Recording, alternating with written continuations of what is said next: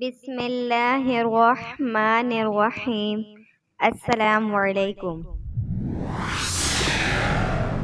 آج کی ویڈیو میں ہم قوم سبا کا واقعہ بیان کریں گے۔ قوم سبا کون تھے اور ان پر اللہ نے کون سا عذاب نازل کیا؟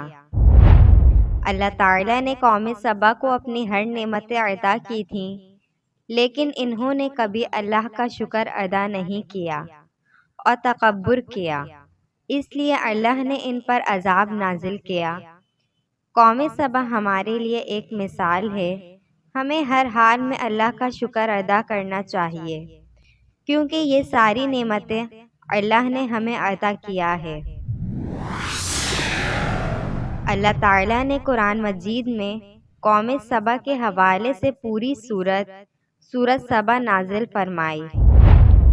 سبا ایک آدمی کا نام ہے۔ سبا کا اصل نام عبدالشمس تھا۔ روایت کے مطابق عبدالشمس نے آخری نبی کی بشارت سنائی تھی۔ وہ ایک نیک انسان تھا۔ تاریخ کے مطابق سبا جنوبی عرب کے ایک بہت بڑے قوم کا نام تھا۔ آج کل یمن کے نام سے یہ علاقہ معروف ہے۔ جب داؤد اور حضرت سلیمان کی حکومت آئی تو یہ ایک مالدار قوم کی حیثیت سے مشہور ہو چکی تھی۔ البتہ اس قوم کے لوگ سورج کی پرستش کیا کرتے تھے، لیکن جب بلقیس کی حکومت آئی تو حضرت سلیمان سے یہ لوگ مسلمان ہو گئے تھے۔ قدیم زمانے سے ہی پوری دنیا میں اس قوم کو کافی شہرت حاصل تھی۔ یہ بڑا خوشحال ملک تھا۔ یہ ملک بری و بحری تجارت میں بھی ممتاز تھا اور زراعت و باغبانی میں بھی نمایاں، اور یہ دونوں ہی چیزیں کسی قوم اور ملک کی خوشحالی کا باعث ہوتی ہیں۔ اسی مال و دولت کی فراوانی کو یہاں قدرت الہی کی نشانی سے تعبیر کیا گیا ہے۔ کہتے ہیں کہ شہر کے دونوں طرف پہاڑ تھے، جن سے چشموں اور نالوں کا پانی بہہ بہہ کر شہر میں آتا تھا۔ ان کے حکمرانوں نے پہاڑوں کے درمیان چشمے تعمیر کر دیے اور ان کے ساتھ باغات لگا دیے تھے۔ اس سے پانی کا رخ بھی متعین ہو گیا اور باغوں کو بھی سیرابی کا ایک قدرتی ذریعہ میسر آ گیا۔ انہی باغات کو دائیں بائیں دو باغوں سے تعبیر کیا گیا ہے۔ باغوں کی کثرت اتنی تھی کہ جدھر نظر اٹھا کر دیکھتے باغات ہریالی اور شادابی ہی نظر آتی تھی۔ یعنی باغوں کی کثرت اور پھلوں کی فراوانی کی وجہ سے یہ شہر عمدہ ہے۔ کہتے ہیں کہ آب و ہوا کی عمدگی کی وجہ سے یہ شہر مکھی، مچھر اور ہر قسم کے دیگر بیماریوں سے پاک تھا۔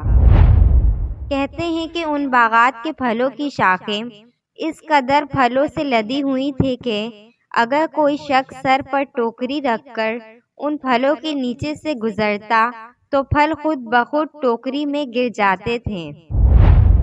یعنی انہوں نے پہاڑوں کے درمیان چشمے اور بند تعمیر کر کے پانی کی جو رکاوٹ کی تھی اور اسے زراعت و باغبانی کے کام میں لاتے تھے۔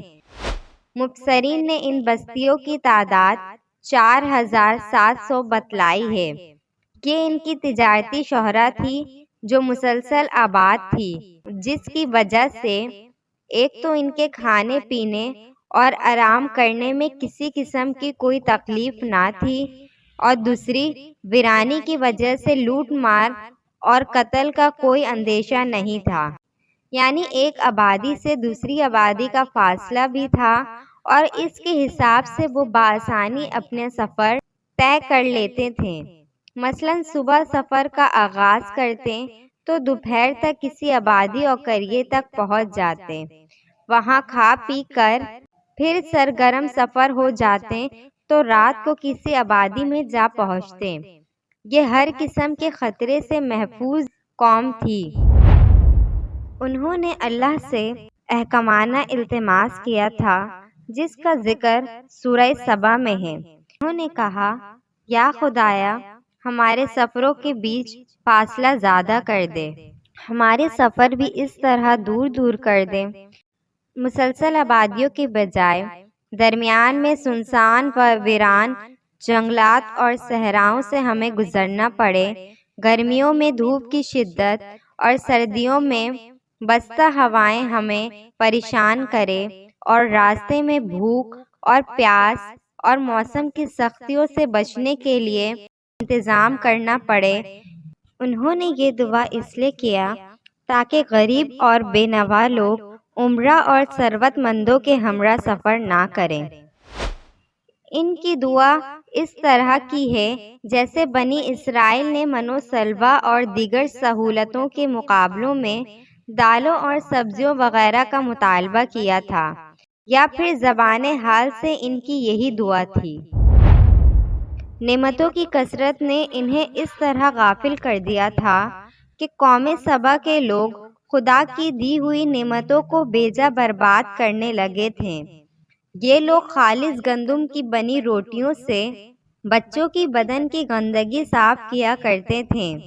بعد میں ان گندی روٹیوں کو اکٹھا کرنے سے ایک پہاڑ بن گیا تھا۔ جب کوئی صالحہ شخص انہیں اس عمل سے روکتا تو وہ کہتے، ہمیں نہ ڈراؤ، ہمیں بھوک کی کوئی کمی نہیں، ہمارے پاس بہت سے پھل و اناج وغیرہ ہیں۔ اور انہوں نے کمزوروں اور ضعیفوں پر ظلم کرنا شروع کر دیا تھا۔ اللہ تعالیٰ نے ان مغرور لوگوں پر اپنا عذاب نازل کیا۔ روایت کے مطابق چوہوں نے ان بند چشموں کے دیواروں پر حملہ کر کے اسے اندر سے کمزور کر دیا تھا، اور بارشیں زیادہ ہونے کی وجہ سے سیلاب آ گیا، اور بند میں پانی بہت زیادہ اکٹھا ہو گیا، اور بند کی دیواریں ٹوٹ گئیں۔ اس سے بہت بڑا سیلاب آ گیا جس نے تمام باغات، آبادی، مال و مویشی اور ان کے محل اور گھر سب تباہ کر دیے۔